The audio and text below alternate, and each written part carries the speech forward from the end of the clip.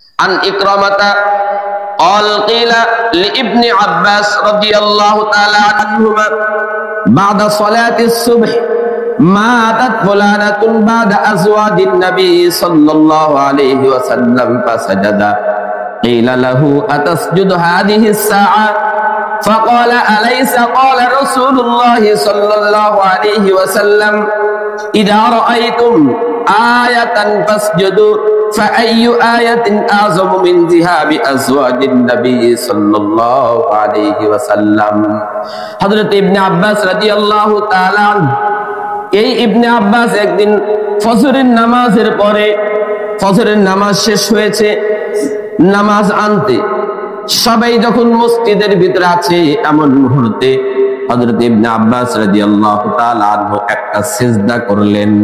কি করলেন? একটা সিজদা করলেন। নামাজ শেষ, শুধু সিজদা, ফজরের নামাজ শেষ, শুধু সিজদা করলেন। সাহাবায়ে কেরাম ইবনে আব্বাস এর সিজদা করাটা দেখি ইবনে আব্বাস রাদিয়াল্লাহু তাআলা আনহুকে জিজ্ঞাসা করলেন, ইবনে আব্বাস আপনি এই মুহূর্তে কেন আপনি সিজদা করলেন? এখন শুধু একটা সিজদাই করলেন, কারণটা কি? সিজদার কারণটা কি? আপনি এখন সিজদা করলেন কেন?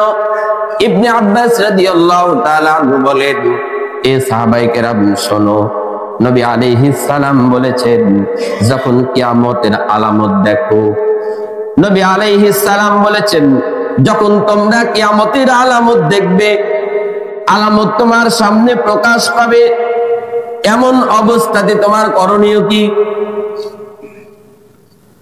কিয়ামতের আলামত প্রকাশ হয়েছে, এমন অবস্থায় তুমি কি করবে? সে সময় কি আমল করবে?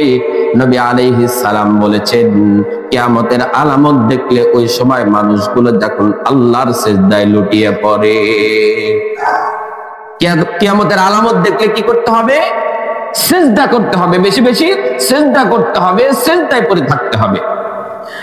এখন তো ইবনে আব্বাস এই যে সিজদা করলেন এটা তো কিয়ামতের আলামত না। এই সময় সবাই বুঝতেছে এখন তো কিয়ামত শুরু হয় নাই, এখন কিসের সিজদা? ইবনে আব্বাস রাদিয়াল্লাহু তাআলা আহল নবীর আহল আর পরিবার, নবীজির আজওয়াজ মুতাহহারাত যারা আছেন, নবীজির বংশের মানুষ যারা আছেন, নবীজির স্ত্রী যারা ছিলেন, নবীজির মেয়ে আর সন্তানাদি যারা ছিলেন, ইবনে আব্বাস ওই আহল পরিবারকে, নবীজির আহল পরিবারকে এত বেশি ভালোবাসতেন। এক সময় ফজরের নামাজের পরে সংবাদ আসছে নবীজির স্ত্রী ইন্তেকাল করেছেন। ওই স্ত্রীর ইন্তেকালের সংবাদে ইবনে আব্বাস রাদিয়াল্লাহু তাআলা আনহু তিনি সিজদা করেছেন। সাহাবায়ে কেরামকে বলতেছেন, শোনো, আমি তো একটা কিয়ামতের সবচাইতে বড় আলামত দেখলাম। কি আলামত?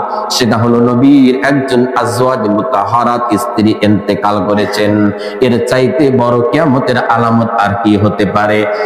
মুহাদ্দিসিনে কেরাম উল্লেখ করেছেন, এই হাদিস দ্বারা প্রমাণ করে সাহাবায়ে কেরাম নবীর বংশ আর পরিবারের মানুষগুলোকে কি পরিমাণ ভালোবেসেছেন, কি পরিমাণ সম্মান করেছেন। হযরত আব্দুল্লাহ ইবনে আব্দুর রহমান একজন নবীজির সাহাবী। এই নবীজির সাহাবী আব্দুর রহমান ইবনে আউফ নবীজির একজন সাহাবী।